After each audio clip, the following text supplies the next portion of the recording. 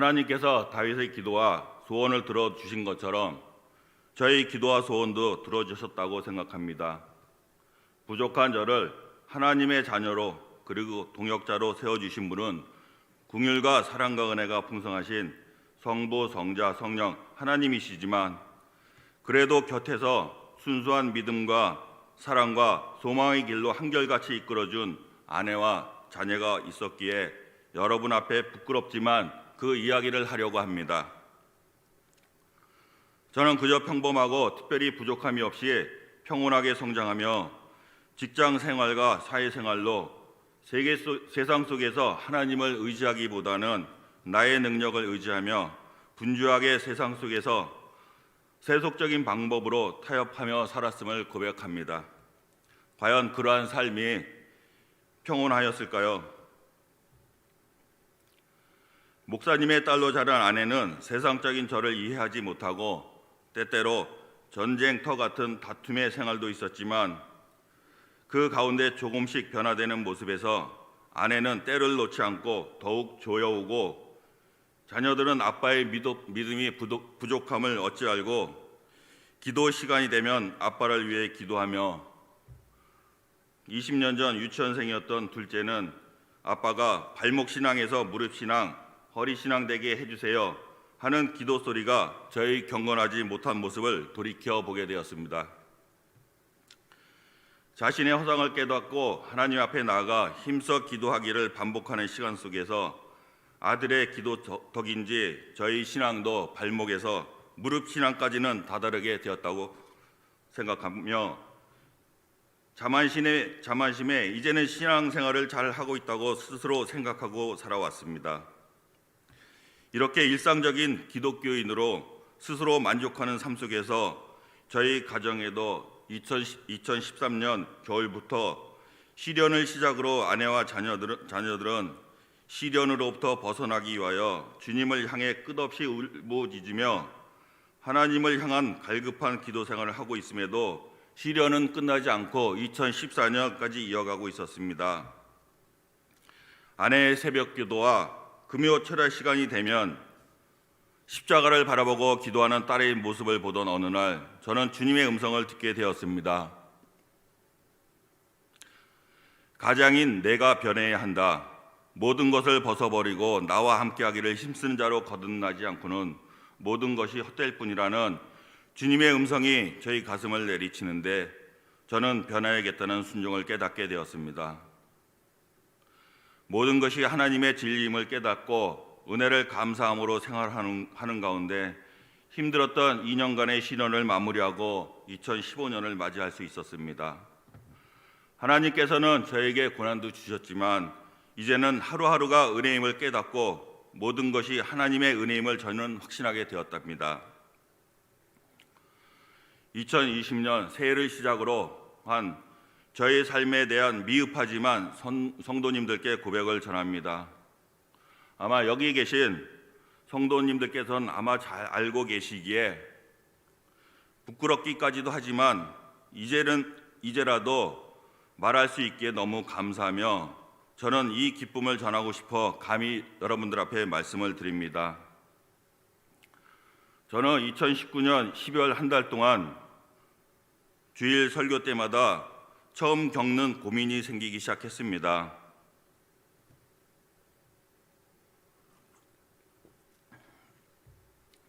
다름 아닌 새벽 기도라는 단어가 머리에서 맴돌고 마음으로는 새벽 예배를 주님께서 명령하시는데 이전까지는 새벽잠이 많아 나는 할 수 없습니다 하며 연중 행사로 힘들고 어렵기만 했던 새벽 기도를 한다는 것은 안 돼. 그때마다 해봐라 하는 주님의 말씀을 지울 수가 없었습니다.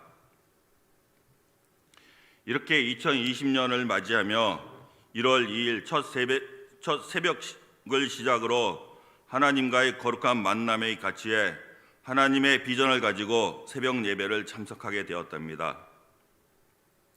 모세를 통한 이적의 역사로 이스라엘 백성이 홍해를 다 건너고 출애굽기 14장 27절 말씀에 모세가 곧 손을 바다 위에 내밀매 새벽이 되어 바다의 힘이 회복된지라 애굽 사람들이 물을 거슬러 올라 도망하나 여호와께서 애굽 사람들을 바다 한가운데 덮으시니와 같이 바로의 군대를 치시는 사건 등 새벽을 통하여 많은 역사를 준비하시고 새벽에 하나님이 도우시리로다라는 말씀을 믿고 저는 매일 1시, 2시에 잠들던 생활부터 고쳐 11시 이전이면 자고 일부 새벽 기도하는 것이 은혜임을 감사하며 기쁘게 새벽 예배의 말씀과 은혜로 달려가는 감사의 시간을 가졌습니다.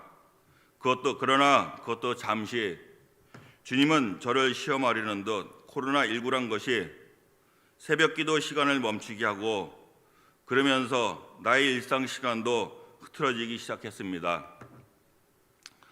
회사도 10시 출근 등의 모든 것이 이전의 시간으로 또다시 1시, 2시에 자고 늦지막히 일어나는 이전의 일상으로 돌아온 저의 모습을 보며 하나님께서 우리에게 말씀하신 요한복음 4장 24절 말씀, 하나님은 영이시니 예배하는 자가 영과 진리로 예배할지니라를 떠올리며 참 예배의 소중함을 깨우치게 하는 은혜를 주시기도 하였습니다.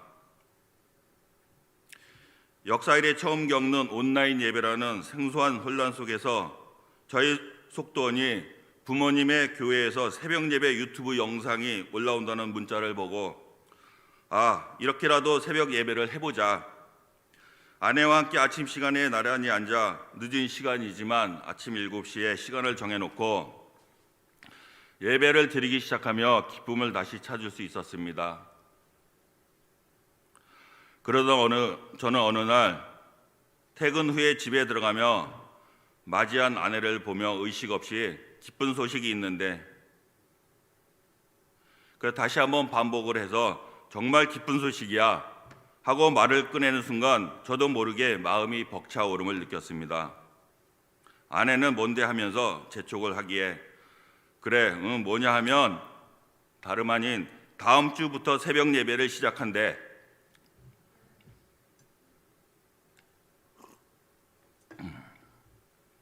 하였더니 아내는 그래? 하며 일상적인 모습을 보이다가 제가 그래도 그렇게 하는 것이 기뻤던지 웃음으로 화답을 해주더라고요. 제가 그런 말을 했다는 것이 도저히 믿기지가 않았던 것이죠.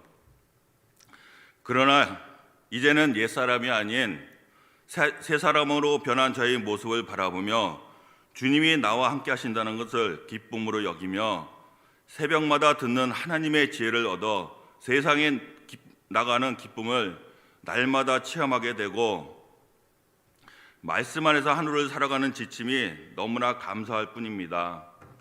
모든 것이 은혜가 되고 오늘 하루도 주님 안에서 거룩한 삶을 위한 기도, 하나님께서 나와 동행하신다는 절대적인 믿음이 은혜 없이는 살아갈 수 없음을 깨닫고 시작하는 것이 너무 감사할 뿐입니다. 사도 바울이 언제나 시작하는 인사말 주 예수 그리스도로부터 은혜와 평강이 있을지어다 내게 주신 첫 새벽의 인사말로 시작하며 저의 모든 것을 주의 은혜임을 고백할 수 있다는 것은 축복으로 생각하며 감사할 뿐입니다. 하나님의 말씀의 오묘함을 어찌 측량할지니 하지만 그 중에 가장 최고의 말씀은 이 시간 첫 새벽을 통하여 들려오는 하나님의 음성인가 아닌가 저는 확신합니다. 허약한 체력으로 인하여 새벽 예배가 버거운 아내가 속히 건강해져서 함께 새벽 예배 드리기를 기도하고 있답니다. 이제는 저희 모토이며 본문 말씀에 따라 계명을 지키려 노력하고 주께서 천대까지 은혜를 베풀어 주신다고 약속하셨기에 모든 것이 하나님의 은혜입니다를 항상 간직하며 마무리를 하려고 합니다. 하나님께서 베푸신 은혜와 사랑과 축복이 너무 크고 놀랍다고 생각합니다. 하나님께서 저에게 은혜와 사랑과 축복을 너무 많이 베풀어 주셔서 장로의 직분까지 맡겨주신 것이 어느덧 2년이란 시간이 흘렀습니다. 아마 성도님께서 기억을 하실지는 모르지만 저는 그때 취임식 인사말을 기억합니다. 다시 한번 읽어본다면 부족함에도 불구하고 저희들을 택하여 주시고 축복의 재단 불꽃교회 장로로 부름받게 하시니 감사를 드립니다. 그러나 감사함에 앞서 두려움과 떨림의 마음을 금할 수가 없습니다.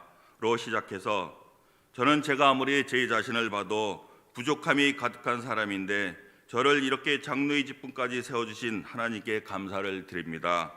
세워주신 하나님께서 하나님의 방법대로 저를 이끌어 주시고 은혜로서 거듭나게 함으로 하나님의 계획하시는 모든 일에 귀하게 쓰임받기를 원합니다. 이제는 부족함이 더 이상 이유가 되지 않도록 힘쓰겠습니다. 라는 다짐의 눈시울로 성도님 앞에 섰던 기억을 상기하며 모든 것이 주님의 은혜임을 고백하고 주님을 닮아가는 변화된 삶의 감사와 기쁨이 넘치는 섬김의 삶을 통하여 성도님들과 함께 하나님의 영광을 바라보는 저와 여러분들 되시기를 예수 그리스도 이름으로 축원합니다. 기도하겠습니다.